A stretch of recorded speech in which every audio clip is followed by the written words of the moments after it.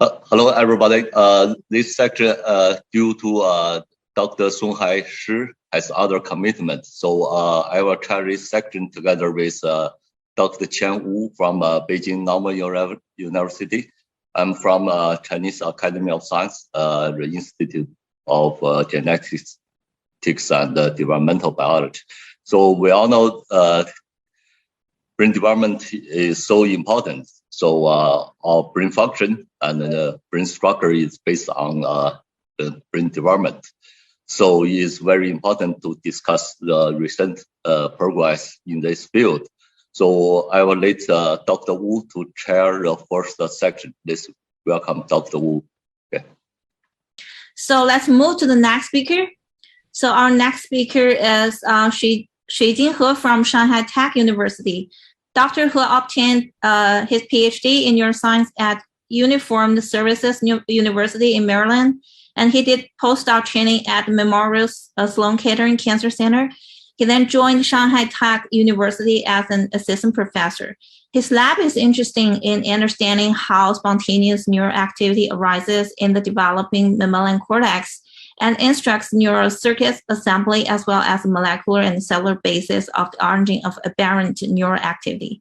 So today, the title of Shijing's talk is Dynamic Map and Protein Interaction Networks of CX26 containing electrical synapses in the mammalian cortex. Okay, let's welcome Shijing. Okay, thank you for the nice introductions. Also, thank you for the kind invitations. So today I'm going to present the recent work published in my laboratory and also some ongoing works. So as we know, before the onset of sensory perception and transductions, the spontaneous and correlated activities begin to be generated in the mature cortex and propagate in the mature cortexes. People use the population recordings and the single cell recording to detect the bursting firings in both population cell and the single cell. This suggests that this spontaneous activity is the correlated activities. And this correlated activities can propagate from posterior to the anterior in the cultural slices. Later on, people use the calcium images also detect the bursting firings in the neocortex of the parts. And actually, this correlated activities is generated through the gap junctions in the early first postnatal week, then switch to glutamate and GABAergic dominant regulating. So today I'm going to focus on the gap junctions. There's many work, including my poster work in Songhai's lab, has showed electrical synapses and chemical synapses are not overlapped in the developing neocortex. Electrical synapses came up first, disappear in the later first postnatal week, then take over by chemical synapses to connect the excitatory neurons in the neocortex. Our work also showed the sister neurons is the first preferentially connected by electric synapses and then subsequently connected by chemical synapses, which leads to microcircuit assemblies. And interesting, this preferential electric synapses can regulate formation of preferential chemical synapses.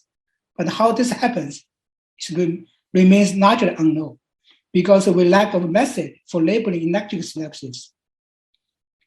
Electric synapses, previously people used the conventional method to detect the electric synapses, such as decouplings, paired recording, or electron microscopy images. So for the decouplings, people inject the dye into one cell. The dye can diffuse the other cell through the gap junctions. But this method is not always reliable. Sometimes can generate ambiguous results. Although the paired recording and the electron microscopies are reliable, these two methods is not always efficient and laborious for labeling the electric synapses at larger scales. Recently, Yulong's lab in Beijing University has developed a method called PARIS, which combined pH sensors and optogenetics to successfully label the electric synapses in the Drosophila brains. But this method relies on the pH changes in the cytosols. Under physiological conditions, the pH changes might interfere with these results. So we need to develop an efficient method for labeling mammalian electrical synapses. And more importantly, we need a method to stamp the neonatal electrical synapses in the adult brains, because this electrical synapse just transiently express the neonatal brains and decoupled. How can we see the site of electrical synapses ever coupled in adult brains is very important for the development of neuroscience. So during development of this method, so we were inspired by this pupillation systems, which is a protein degradation system in bacteria, similar to the ubiquitinations in the eukaryote. This system is the first developed to probe the protein-protein interactions by Dromis lab from our schools. In these systems, the pathway is the enzyme. This one can conjugate the substrate, which is a short peptide, to the lysine residue of the nearby proteins. For labeling this electrical synapses, we fuse the connector-26, which is predominantly expressed in the neonatal cortexes, with the pathway. We also fuse the substrate PAP-E with the BCCP, which is a peptide that can recruit the endogenous biotics. So if this fused connector-26 pathway incorporated in this electrical synapses, the shooter can conjugate the substrate to the nearby proteins and can generate the biotin punctures. So we named this method as pupils, standing for pupillation interacting neighborings. So to examine this method, we performed the electrophorations at E13.5, and the fusible pathway serve as controls. And then let's look at data. For these controls, we just see very background staining for the biotins at the P3s. And for the fused connector-26 pathways, we can see a lot of binding punctures in the electroporated neurons. We next validate whether or not these binding punctures can represent the gap junctions. So we use the immunostains and the electron microscopic images to validate these results. So we found most of binding punctures are largely colocalized with the connector-26 immunostains. And for the EM pictures, you can show in here, the black dot is showing the binding punctures. So it's located adjacent to the ultrastructure of the gap junctions. This is showing a gap junction ultrastructures. At least 70% of the binding punctures located adjacent to these structures. So this data suggests this one can label the gap junctions. So whether or not this gap junction is functional, so we use the paired recordings, recorded 2 electroporated cells. After recording, we recover the binding punctures. So we showed almost 100% was completed its overlap, because all the cells is electrically coupled will see with binding punctures at the cell-cell contact. And here should has a panels. I don't know, it's gone. So we further used this method to look at the development of connector-26 containing electric synapses. So we performed the electroporation at E14 and look at this binding punctures at E16, E18, and the P3. We barely see any biotin punctures at E16. We begin to see a lot of binding punctures E18, and even more at the P3. And for the quantification data, also showing a progressive increase in the density of binding punctures in the electroporated neurons, which recapitulate the development of endogenous connector-26 containing electric synapses. We first look at the subcellular localizations of these binding punctures. So we found a lot of binding punctures located in the dendrites, some in the somas, but very surprisingly, we found a lot of binding punctures in the axons and preferentially located in the boutons. Also for the EM pictures, we're showing other structures, gap junctions, and here's the presynaptic boutons. Here's the binding punctures. Also, this axonal binding punctures is dynamic, increased in the early first postnatal week, and then decreased in the late first postnatal week. So next question, next question is, can pupils stamp transient electrical synapses? Then we look at the mature neurons at the P30, where the vast majority of electrical synapses are uncoupled. So we stand about it, we still see a lot of body punctures in the mature neurons. So right here. We further look at the colocalizations with connector 26 stadiums. Majority of the body punctures were not colocalized with connector 26 at the P30s, which is normal because all the electrical synapses are gone. So we look at the quantification data at the P3s. About 80% of body punctures colocalized with connector 26 stadiums, but at the P7 or P30s, just a few punctures colocalized with the connector 26 antibody stadiums. Suggest that the vast majority of electrical synapses are uncoupled after P7s.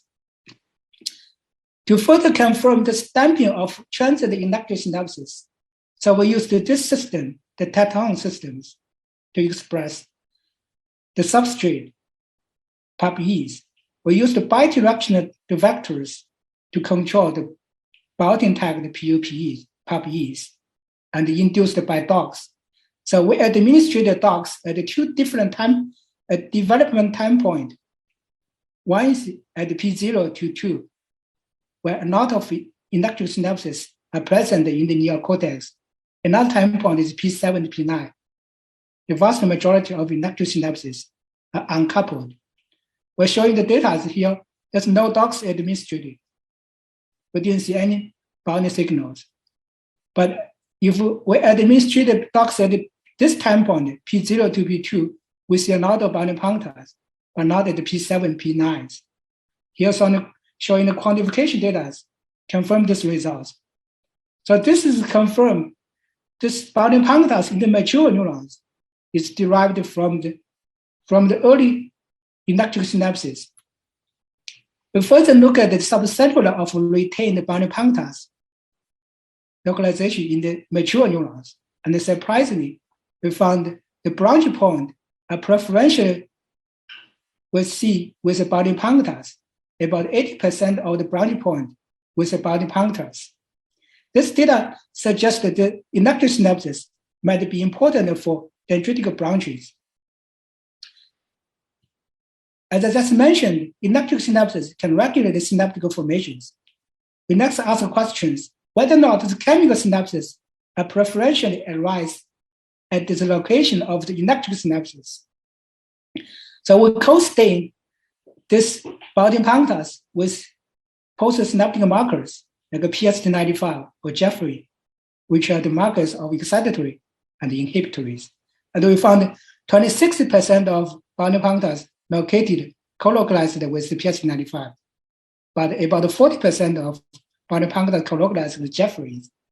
Actually, this result is very surprising because people always think the electrical synapses regulate the excitatory synaptic formations. But our data may suggest the electrical synapses might also be important for inhibitory synaptic formations. We further use the method to assess the function, reassess the function of electrical synapses in the developing neocortex.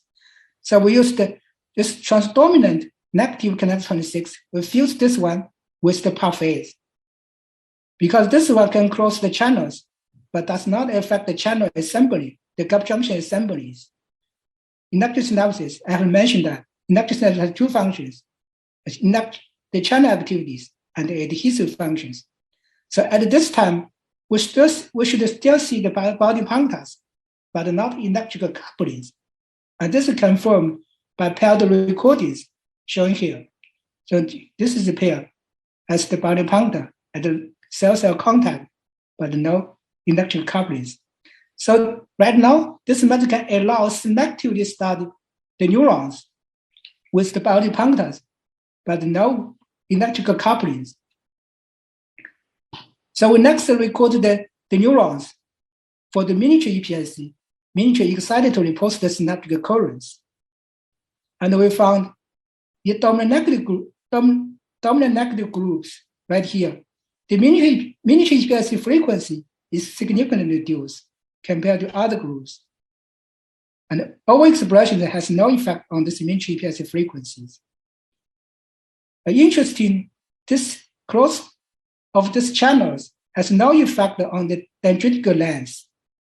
Or this pink dot is showing the bounding punctures, the neuron with bounding punctures.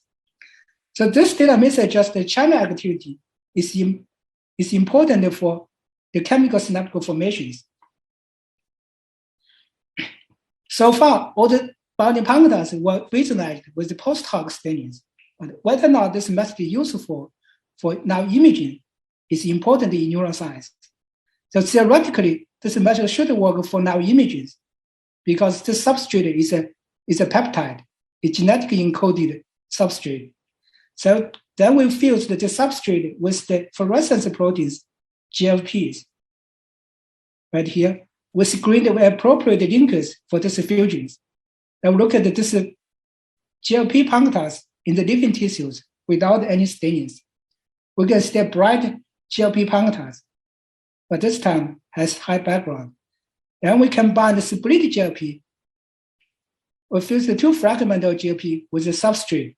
When these two come together and they can reconstitute to generate fluorescence. Interesting, this one can generate very bright signals, but with no background. And here showing the controls. So these are at least showing there's potential for live image of electric synapses. So another important question is whether or not this method has broad applications.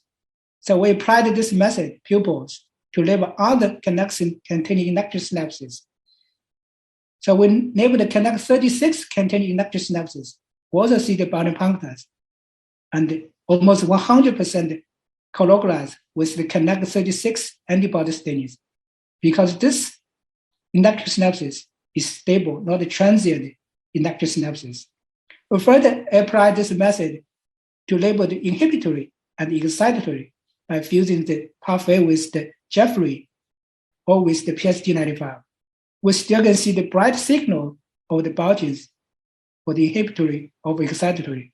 Such as this method also can apply to label other as broad applications for labeling other electric synapses and chemical synapses. So let me summarize this part. So we developed the pupils, and the pupil can label electrical synapses and the chemical synapses. And more interestingly, and the pupil can stamp transient connector 26 containing electrical synapses. We use this method to reveal the subcellular localization of uncoupled electric synapses in the mature neurons. We found the branch point or excitatory synaptic side are preferentially arise the side of electric synapses. Also, this method has potential for now image of electrical synapses. The second part, as I mentioned, this electric synapses, see, we cross the channel activity just to affect the synaptic formations, but not dendritic growth. And actually, a previous study from Yung Chun's lab has showed condition knockout connects 26 impaired both the spines and the dendritic growth, and they used the tamoxifen to induce the deletion of connects 26 at end of embryonic development. And when the spine numbers and the dendritic growth both are significantly reduced. I have mentioned to you, electric synapse has two functions, adhesive function and the channel activities. So this data might suggest the channel activity might be responsible for the chemical synaptic formations, and the adhesive functions might be important for dendritic growth. Also, a previous study showed the adhesive function is required for radial neural migrations from Crickstead lab 10 years ago. So to dissect these two roles and the underlying mechanisms, so we performed mass spectrometry analysis of this protein interactions of connects 26. So we connect the brains, the electroplated brains at E18 and the P4, just to cut the fluorescence part of the brains. And we performed mass spec. And here showing the volcano data at E18s, we just found a dozen of potential interaction proteins with connect 26. At the P4, we found hundreds of potential interaction proteins with connect 26. We further look at protein interaction network. The black line is showing already identified interaction protein with connect 26. The tube also see in our studies. In addition to these proteins, also found dozens of newly identified potential interaction proteins with connect 26. And this protein at E18 actually is, here's gone. Actually is preferentially enrich the cell-cell junction and the cytoskeletons. And interestingly, at the P4s, most of interaction proteins will enrich the neuron projections, axons, and the post-synaptic density or excitatory synapses. This might explain why inductive synapses regulate the chemical synaptic formations. We further validate some potential interaction proteins, like two proteins, GPM6A, which is specific neuronal membrane glycoproteins, and another protein is PMEM65, who used the IP, where IP flag tagged 6025, and the neural broad, the HA tags. We found this two protein has direct interactions with the connect 26. So I will stop here. I will summarize the second part. So we found a dynamic protein interaction network of connect 26 in the developing neocortex. The most of work done by Xie Su, a PhD student, and who has graduated from lab, and also some interaction validated by Huang Jiechang, and this work is supported by these findings. So thank you. Okay, thank you, Xuejing. It's very beautiful and very interesting work. We kind of really run out of time. We're so much behind the schedule, so we won't really have the question part for your talk. I'm so sorry about it, but anybody who have questions, you can contact him and ask question. I think he'll be really gentle and nice to answer it. So our last speaker for the first half of this symposium is Dr. Wen Yuan from Shenzhen Bay University. Dr. Yuan received his PhD from the Institute of Biophysics. Then he worked as postdoc fellow and research assistant in the laboratory of Paulo Aluta at Harvard University. Dr. Yuan's main work focuses on the regulation of epigenetic enzyme activity and neural maturation. So today he will share with us about the work which is just published in Nature Neuroscience. The title of his talk is Temporally Divergent Regulatory Mechanisms Govern Neural Maturation in the Neocortex. Okay, Wen, it's your time. Yeah. Let me share my screen. We saw the screen a second ago. Already saw? Yeah, just try it again. Just share it. Yes, we got it. Yeah, good. Okay. No. Okay. Yeah. Thank you. Thank you for Professor Wu, very nice introduction. So my name is Wen Yuan. I'm from Shenzhen Bay Library. And today my talk's title is Temporal Divergent Regulatory Mechanism Govern Neuronal Maturation in the Neocortex. So first, we know the brain cortex play many important roles, such as in the our creativity, movement, speech, communication, and so on. So that's why we try to choose the brain cortex as our studying region. So, and as we know, in the past decades, there are many important papers. They are focused on the neurodevelopment, like the cortex development. They focus on the embryonic stage.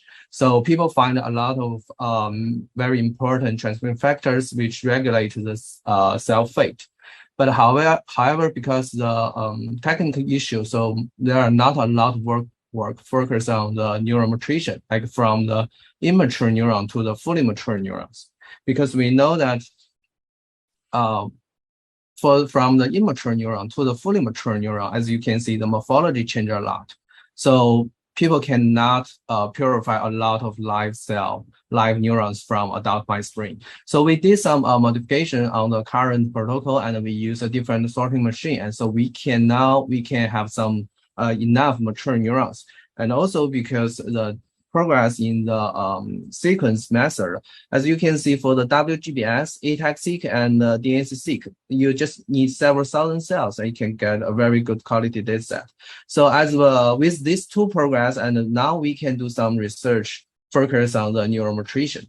And for our question, we have the first question is we want to know what are the features of transcription and epigenetics changing during the neuronutrition.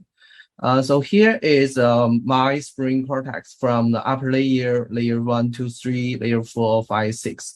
And in the different layer, there are many different projection neurons. They have a different function.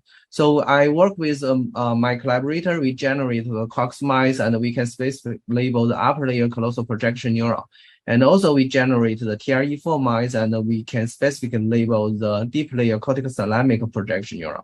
So after we got these new mice, and then we inject the tamoxifen to the mice and to the pregnant mice, and then we can specifically label those projection neuron, and then we do the cell dissociation and fact sorting. So here is a preliminary result, and we can purify those neurons by fact sorting at P1, P7, and P48. And after that, here is our experiment design, and we give the tamoxifen at E17.5, and we collect the brain at E18.5, P1, P3, P7, P21, and P48. And then we do the RNA-seq for the gene expression, ATAC-seq for the chromatin structure, and also WGBS for the demyelination. So here is a general result. Like we can identify more than 4,000 differential expression genes. And for the ATAC-peak regions, we can identify more than 60,000 differential expression, open or closed regions. And also demyelination, we can identify more than 40,000 different demyelination regions. And according to their patterns, such as for the gene expression, we can divide them into the 12 group. And as you can see for the genes in the cluster 1 and cluster 2, they show the similar expression in the both neurons, subtype neurons. So we call them shared development early expression gene. And also we can identify some late expression gene, and also CPN specific genes and the cortical thalamic specific genes. And also for the ATAC peaks, we have the shared development early open chromatin regions and the late open ATAC peak regions. And also for the demyelination, we have an early unmethylated region and the late unmethylated regions. And then we do the general analysis, and we find for the gene expression, a lot of genes, they belong to the shared development group. So that means gene maybe reflect the development events. And however, compared to the ATAC peaks and the demyelinations, as you can see, there are more regions that belong to the cell type specific groups. So that means these epigenetic factors maybe reflect more the cell type specific events.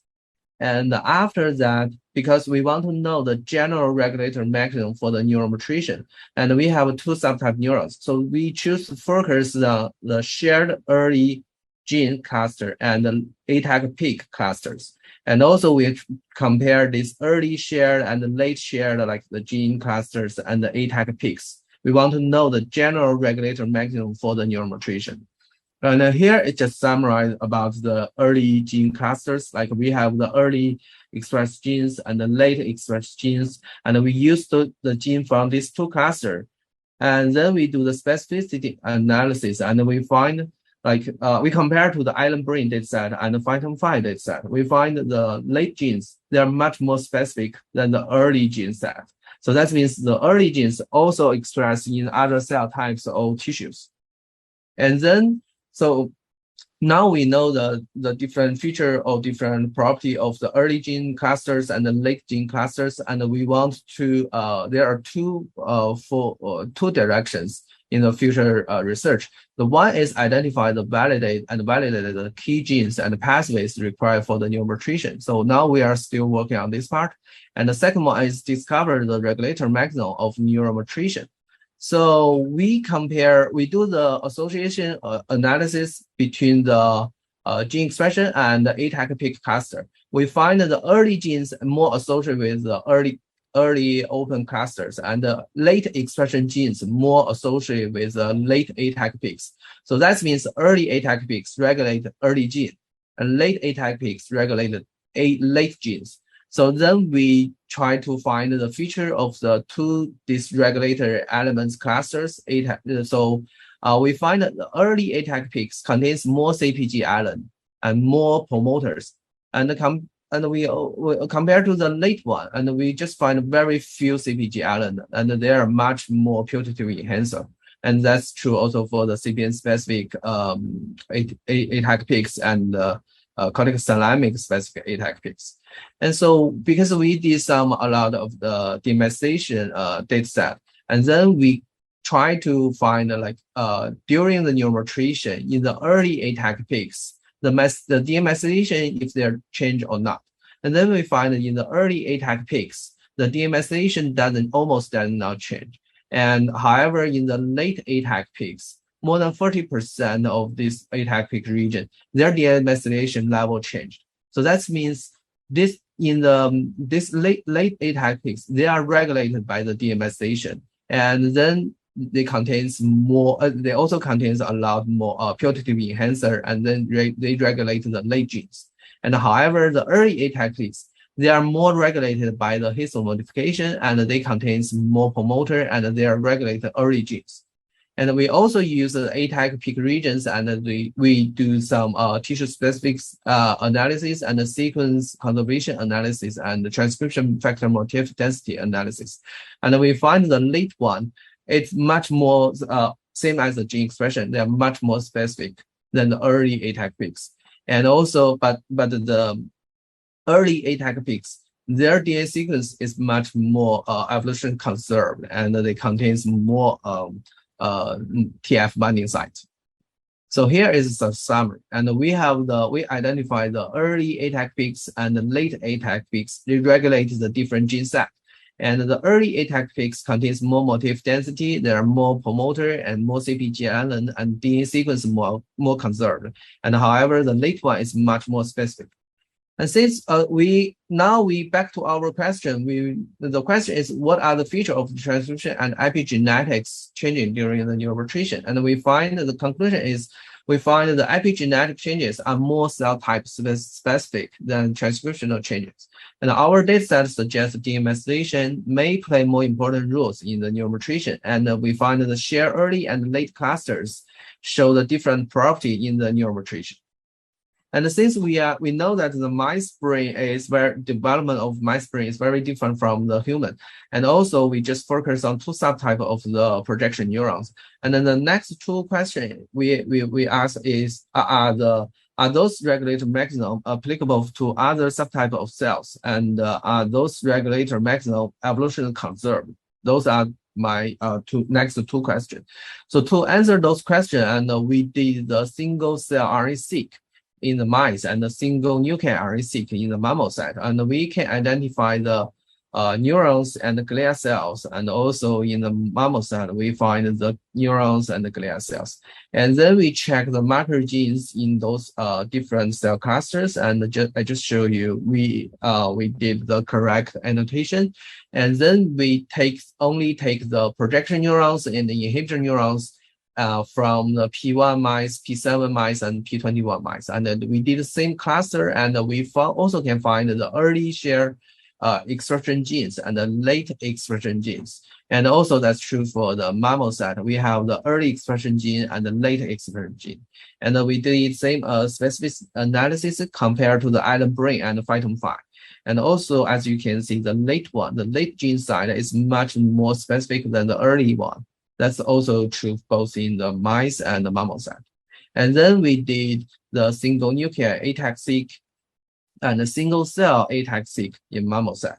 And we have the old neurons, and we have the glial cells and the neurons, glial cells. And also we check the marker genes if their chromatin status open or closed.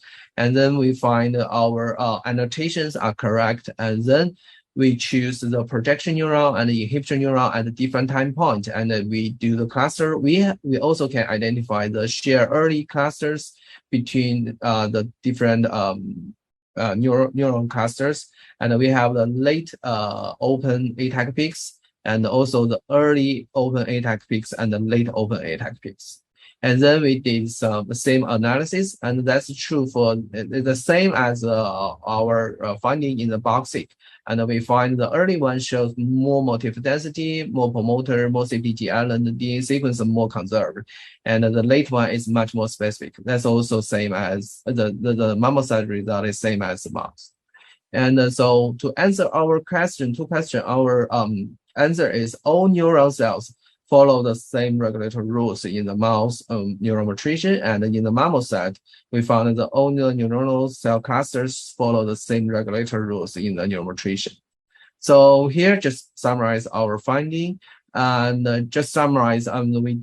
We generate two transgenic mice, and we perform the box-seq and the single cell RNA-seq and the ATAC-seq, and we find that during the neuronutrition, both in mouse and the marmoset, they follow the same regulatory rules, and the gene and the gene regulated element becomes more and more specific. And the promoter and the enhancer, we find the switch of the use of this promoter and enhancer during the neuronutrition. So this is our finding, and thanks Paula Alata as my supervisor, and thanks for my collaborator Michael Zeder, George Fang, and Professor Masai and Zhang Xianghe from Fengguobing's lab. And this is our finding. Thank you. Okay, thank you, Wen. Yeah, it's really good timing. So it's very informative and a great talk. And any questions? Congratulations. So could you go back to your slides? So you have done the ATAC-seq, single ATAC-seq of both mouse and marmoset. So the pattern of the cell types seems quite different from each other. That's due to different cell type, or is due to technique program? I would say both. Yes, we use a different technique. Yeah, one is use the single nuclei, one is use the single cell. So yeah, this is will introduce a lot of difference. And also the age is very different, because for the mouse we use P1, P7, and P21. For the marmoset, we only have the day 0 and the 2-year-old, and we cannot choose the time. So yeah. So okay, I think yeah, great. Thank you. Okay, any questions anymore? Yeah, can I ask one? Yeah, this is from the hi, Yuan. From your second part of your talk, I think you suggest a very conserved regulatory logic underlying the neuronal maturation trajectory between the mouse and the marmoset, right? Yeah, it's a very conserved pattern. So I was wondering whether you can find some species-specific logic.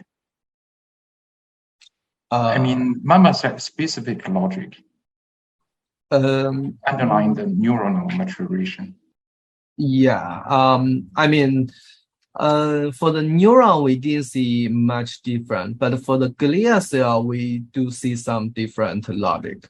For the neuron, until now, we didn't see. As you can see, if you remember, for the single nuclear RNA-seq in the marmoset, we cannot find a lot of cell type as we find it in the mouse.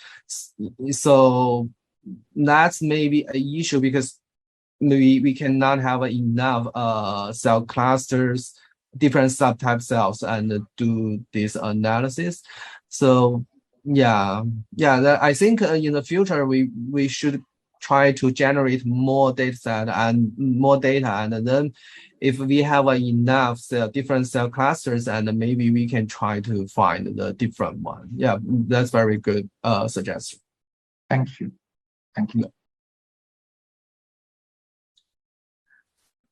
Okay, good. If there's no more questions, let's thank Wen again, and congratulations for your Nature Neuroscience paper. That's really wonderful. So we'll have a break. The second half of this symposium will start at 3:55. Yeah, we will have like a 5 minutes break because we're running kind of like running out of time. We're behind the schedule. So we will come back 3:55 and Professor Zhiheng, she will host the second half. Okay, thank you all and see you later. Okay, thank you, Chen. Dr. Xing Zhou from Beijing Normal University.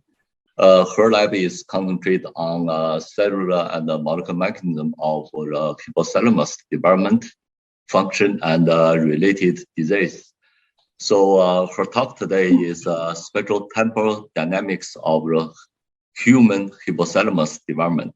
Welcome, Xing. Yeah, can you hear me and see my slides normally? Mm-hmm. Yeah. Okay. Yeah. Thank you for organizer. Yeah. Thank you for organizer and the invitations. I'm pleasure to have this opportunity to give a talk here. The topic focuses on the spatial and the temporal features of human hypothalamus development. The hypothalamus, a structure deep in our brain, and regulate physiological homeostasis and innate behavior.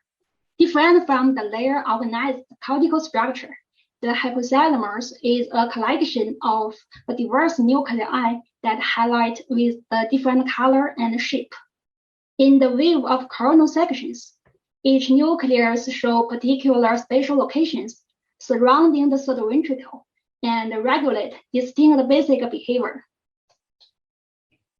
The hypothalamus may have the most enrichment of the neuronal cell type. In fact, the neurons population show molecular or cellular diversity. They can secrete different neuropeptides or hormones.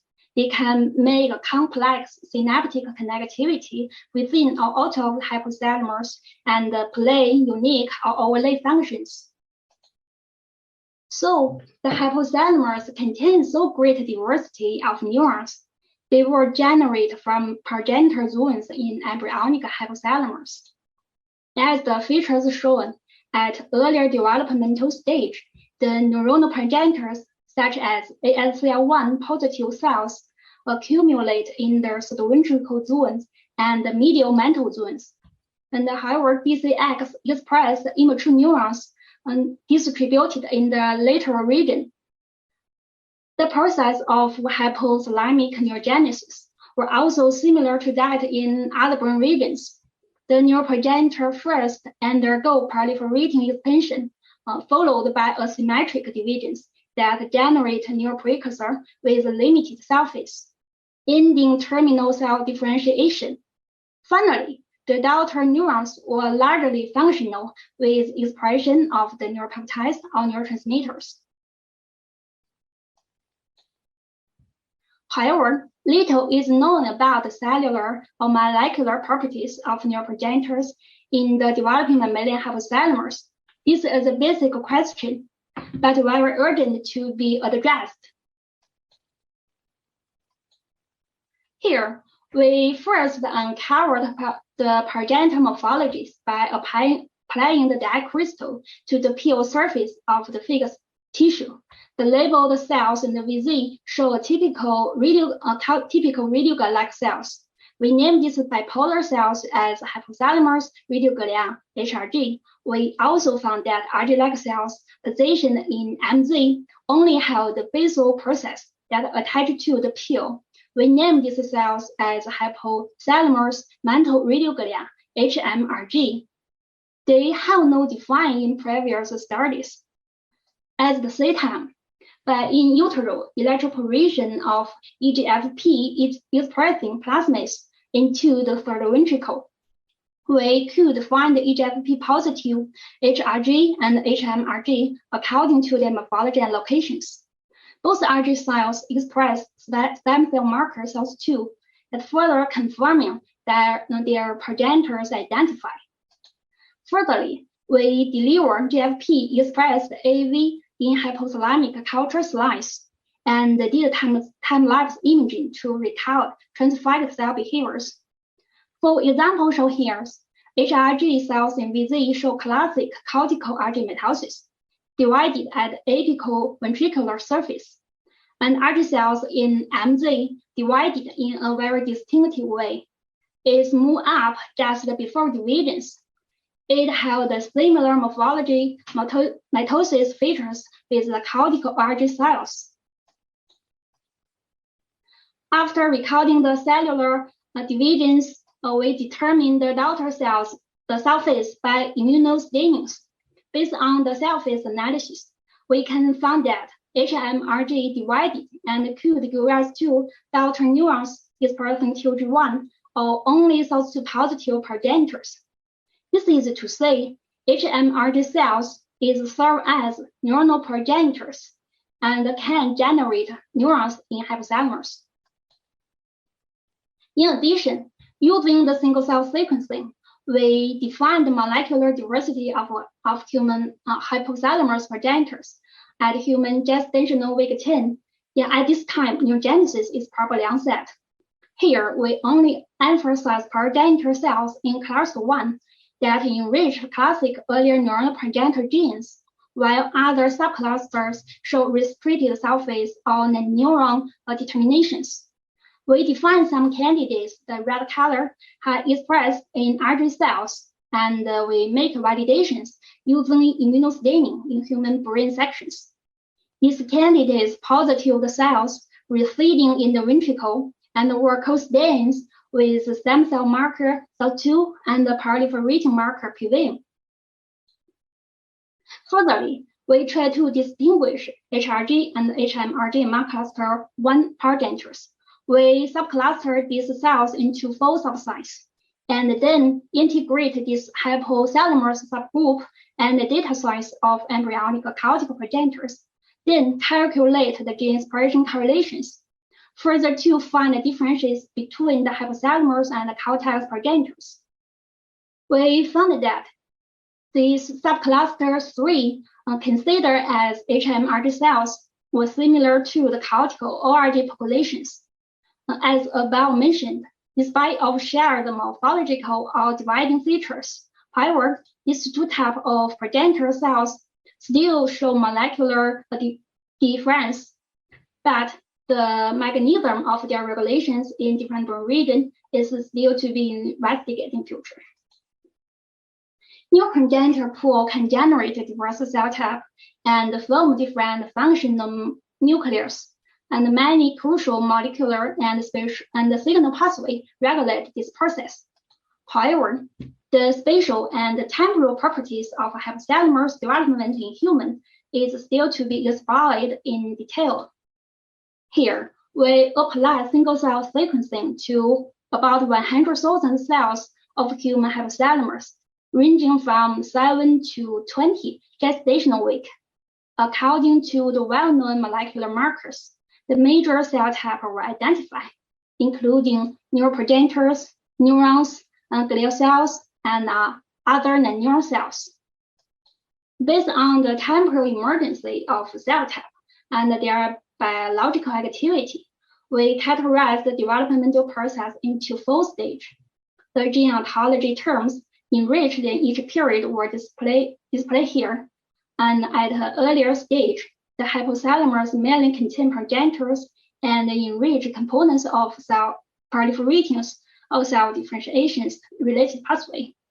As developmental proceeds, neuroprogenitors start to differentiate into the neurons, and then shift to gliogenic phase with the appearance of oligodendrocyte precursor cells and astrocytes. At a later stage, the glial cell phase was generally determined.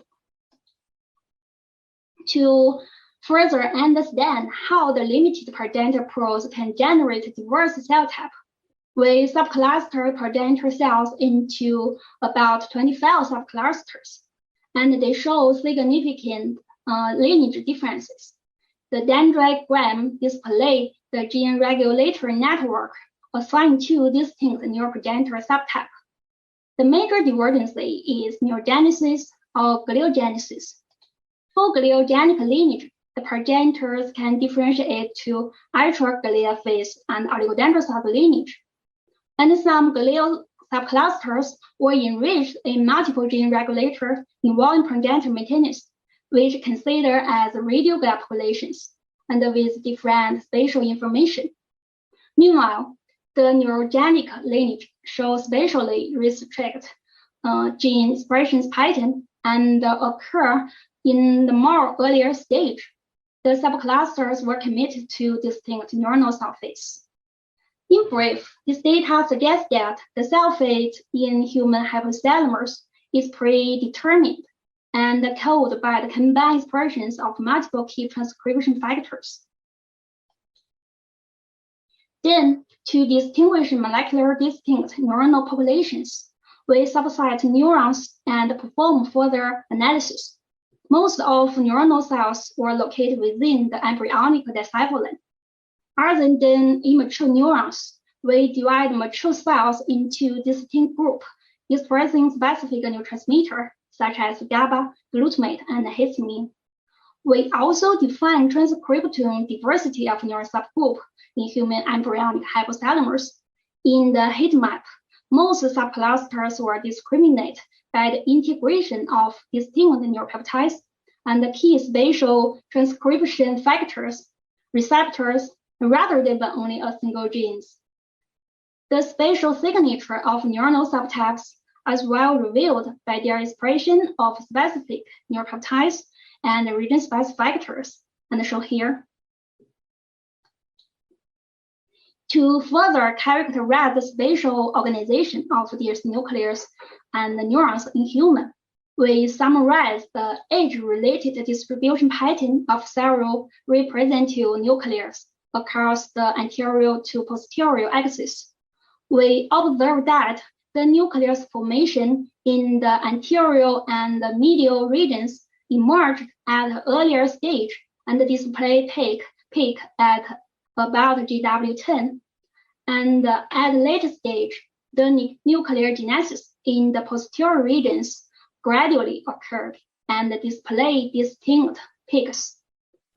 In addition, we also reveal that the most neurons in the relative lateral regions, VMH, and show higher maturation than cells in the medial regions, ARC. That consistent with the fact that hypothalamic neurogenesis follow an outside to inside pattern.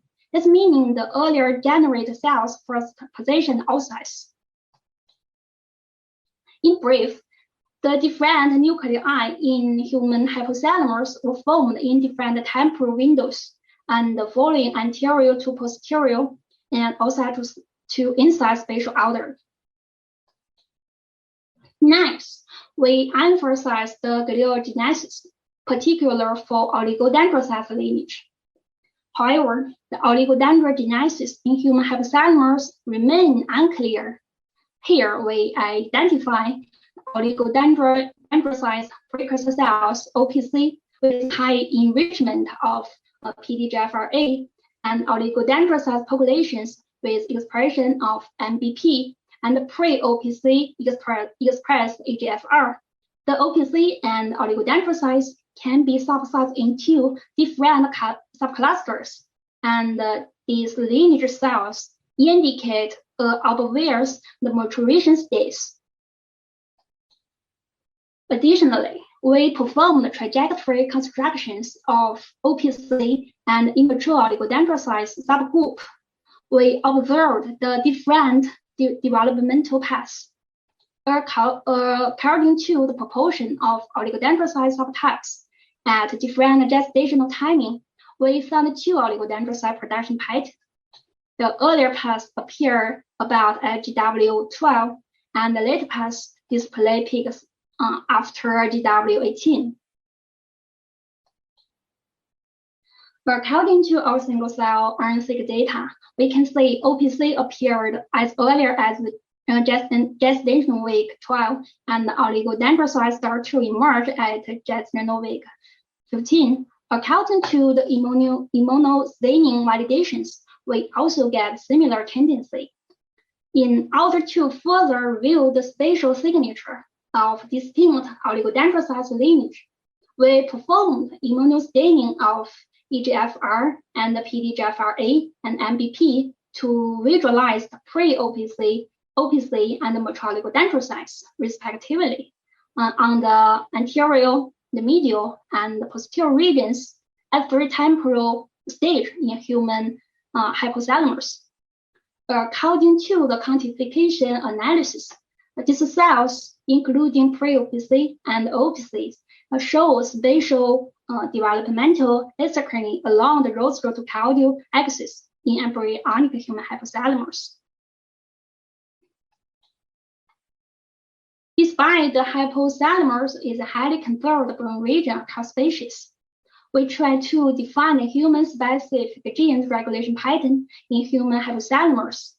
We map our human data to recently published mouse RNA-seq data sets. By COGAPS analysis, we focus on strongly associated patterns with each cell type in human. However, I found that glial cells show more enrichment human-specific gene patterns. For example, this human pattern displays a particular stronger relationship with the oligodendrocyte lineage cells in human, and the marker genes in this pattern, such as DLL3 and MYC, have been specially expressed in early OPC and oligodendrocytes in human, but in mouse.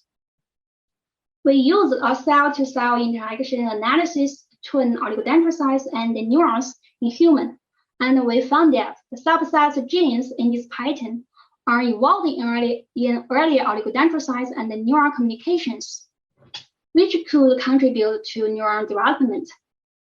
Additionally, oligodendrocyte development in the hypothalamus takes place during the earlier and the midlife in humans, but at the postnatal period in mouse. So oligodendrogenesis occurs earlier in human than that in mouse. Unfortunately, I can uncover the significant different gene patterns in major neuron groups between human and the mouse. That's probably due to the conserved molecular genes that regulate the neural differentiations in these both species. And further works should be done to find the neurodivergency in human. Taken together, we define the neuroprogenitors diversity and uncover the transcriptional programs in regulating the cell phase specification. The hypothalamus gliogenesis, especially oligodendrocytes development, displays species the difference in timing and the genes. And our single-cell transcriptome profile human hypothalamus development provides a deep understanding of the mechanisms of cellular network organizations, circuit formations, and hypothalamic dysfunctions. So this graph, the generation process of hypothalamus neuron is represented by Asian pure alchemy furnace curved with the human hypothalamus that contain different nuclei in different colors, and the neurons sequentially flow out from the furnace, that reflecting the temporal generations of neurons in different hypothalamus nuclei. Yeah, finally, we appreciate our collaborators and funding support. Thank you for your attention.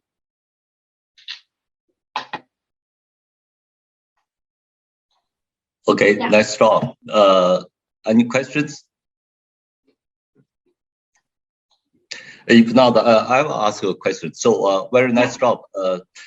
It's interesting. So, you found that the conservation between mouse and human, Yeah. a lot of conservations. However, you found the gliogenesis, there are some difference there, but not neurogenesis. That's kind of surprising. Yeah, this is very interesting for me because for I count the neuronal difference between the species. I think due to the reasons that the crucial genes that regulate neuron differentiations is highly conserved. I count currently in our data compared to mouse data size, so I can't find the difference between human and the rodents. But the gliogenesis is show evolutionary divergence in human hypothalamus that maybe contribute to the complex structure of formations or the neuronal maturations. Yeah. Okay, thank you. So due to the time limit, so thank you for your great talk and good luck. You. So we'll move on to our next speaker, Dr. Jin Bo from Shenzhen Institute of Advanced Technology. Her major interest in her lab are mechanisms of synaptic plasticity and its functioning neural network. So she has published a lot of very nice job papers, including one in Cell recently. Okay, welcome, Jing. Thanks, Professor Xu. Everyone can hear me? Yes. Okay, great. Thanks for the organizing committee also. This afternoon, we have heard a lot about the molecular programs that determine the fate of brain development. And now, in my talk, I'm going to lead the audience to look from the other side of the story, the environment. So I'm Jing Bao from Shenzhen Institute of Advanced Technology. So the big part of the data I'm going to present today is a collaborating work between these four people. When I used to work in the in USTC, so of course without the generous collaborators from all the other labs, the friends, and the grant, we wouldn't make it. So here we start. We know that Chinese has a saying, from the one that's 3 years old, that you see how he will behave in adulthood. Is this true or not? I think different people has a different opinion. But I think it's very interesting that how the brain is developing, how it is doing during the very early phase of the development. I like to take this metaphor, like what the brain is doing is like when we build a new city from scratch. The first thing to do is to build a road, and the brain is building the roads for information. Well, there are the two arms that constructing these roads are one is the molecular program that we have heard a lot this afternoon, and the other is the external input. So this is the main topic of my talk. Today, kids are overwhelmed by the richest input ever. I would say that. Is this necessary, or is it sufficient? I don't know. It's a question. But scientists say that the enriched environment do promote the neurogenesis. So the neurogenesis is the neuron that grows, including the part that is major. That is my interest, is the synaptogenesis. So synaptogenesis happens when the neurons are forming connections, like building the communication channels. So during the development, there is the specific time point or period that the number of synapses are growing dramatically in this very early developmental phase. The particular feature of this synaptogenesis is, part of the features are synchronization and coordination. One example is called cross-model synaptogenesis. So this has been studied by Professor Xiang Yu's lab.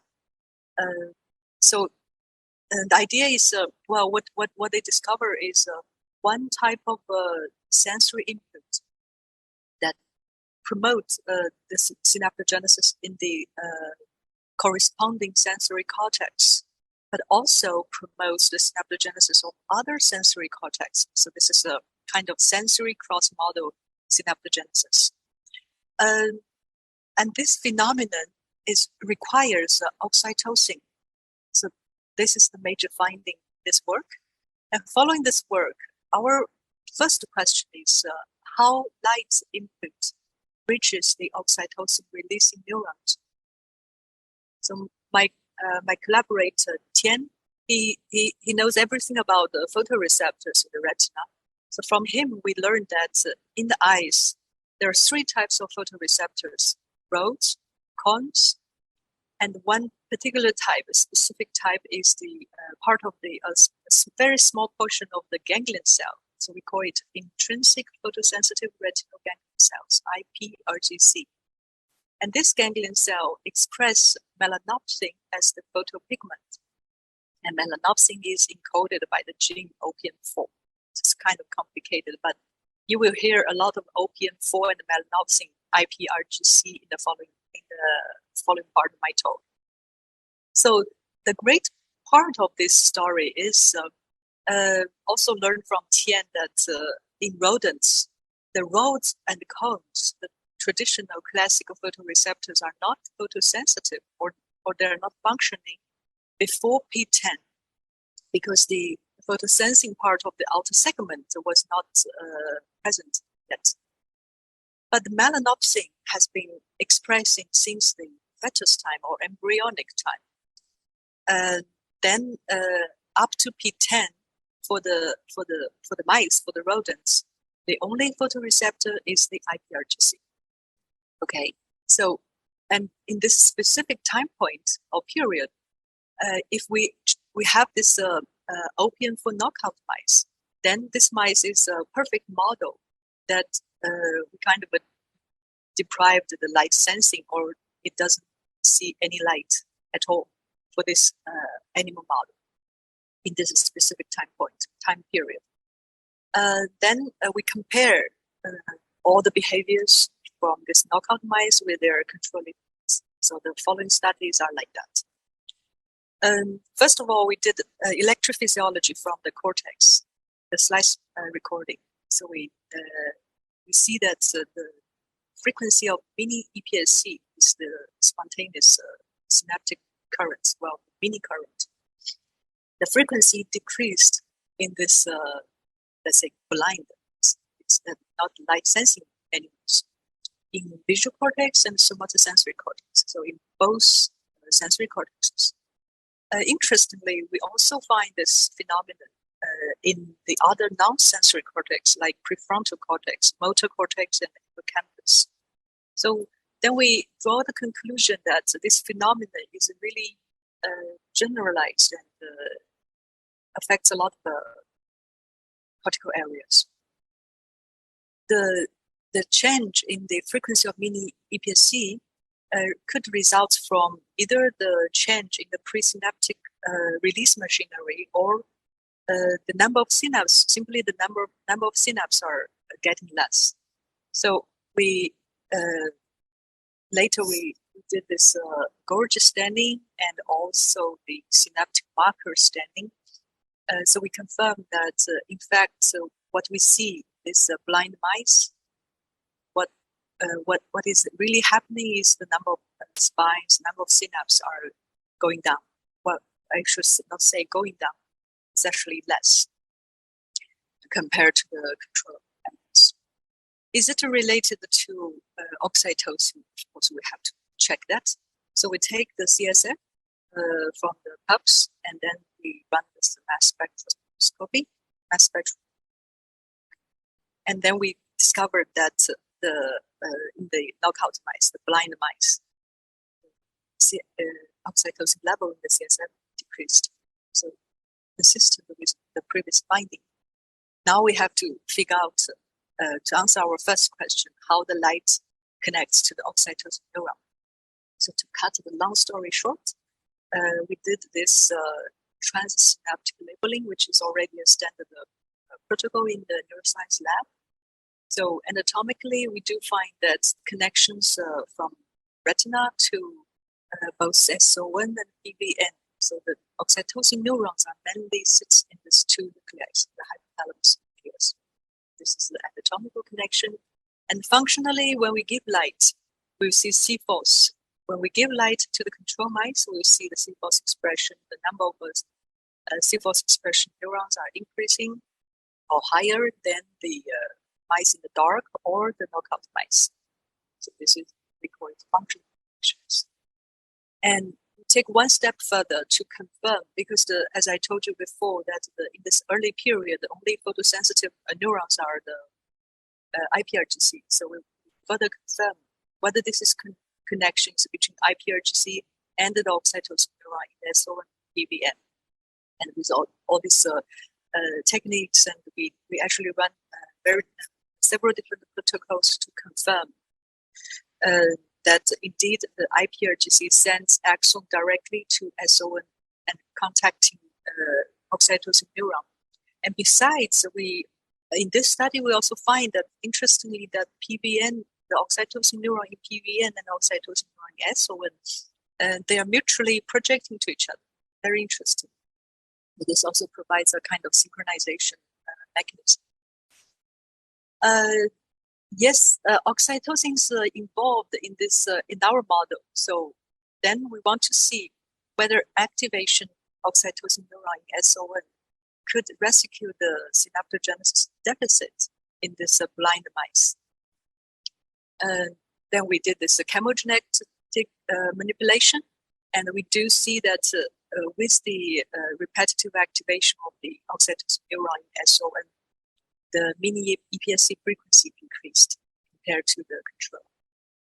Okay, so lack of light sensation during early development reduced, in general, multiple cortical synaptogenesis.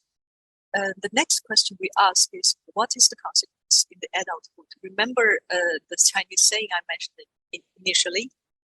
And also, I want to remind the audience of one fact is after P10, since the rods and cones start to function to sense light, even in our opium for knockout mice, the animals start to see light.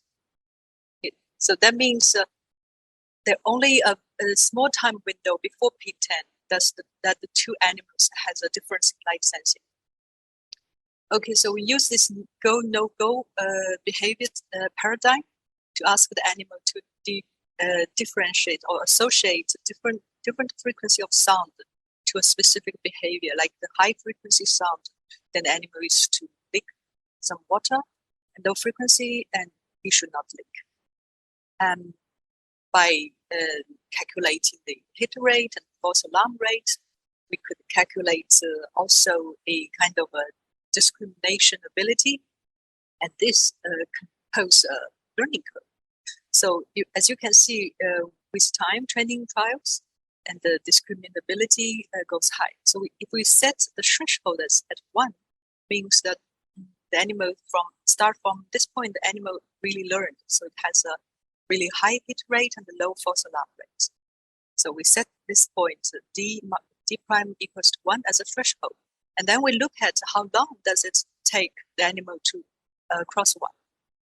And for this knockout mice, the blind mice with thalidomide, and we see that the blind mice really takes longer to reach the threshold, meaning that it learns slower. Okay, so that's very interesting and also surprised us that such a short period in the development that have this long-term impact in behavior. And later we did this rescue experiment again. So we say, okay, let's give the light to the animal during this period. And when we give back the melanopsin in this opium for knockout mice, and we do rescue the synaptogenesis phenotype, we also rescued so we make the animal learn faster than the normal blind mice, control blind mice, normal mice. And more interestingly is this kind of rescue only works when we give back the light sensing pigment in the young animal. And when we give back in the adults, it doesn't work. And the same as when we knock out the photopigment, it also doesn't create any difference between the two manipulation. So that means this early development time window is very unique and specific. We also perform this activation of oxytocin neuron during the time window, the early time window. And then when we measure behavior in adults, we also see that it has the residual effect. Okay. So just to summarize that, first of all, the early light sensation through IPRGC. Remember, this is the only photoreceptor at this early developmental period that promotes the quite a general cortical synaptogenesis. And we further characterize that this connection from IPRGC to hypothalamus, first to SON, and then mutual projection, probably they would just synchronize between SON and PBN. And through this circuit, that light could enhance the oxytocin level in the CSF, in the brain. And finally, the lack of this light sensation in the early period that impaired learning ability in the adult. So this work has been was just online this month. So because of the time today, I'm a little bit rushed. So if anyone is interested, and welcome to look up our paper or drop me an email, I can send you the PDF. Okay, in the end, I'm going to close my talk with a very interesting statistics. So this is a statistic that's summarized by Foster and Ronenberg in the review paper that they, I forgot to check. This is probably European population or a North American plus European population. So that they look at the frequency of the disease disorders happening, and to the correlation to the birth time of the patient. So if you just roughly look at it, you immediately catch the feature that those who were born in spring actually has high incidence level of getting the disease, or let me put it the other round. So the patients, majority or highly, forget about it. So when I see this diagram, the figure, I got very interested because look, if the baby is born in spring, which means during the 9 months when he or she is in the uterus,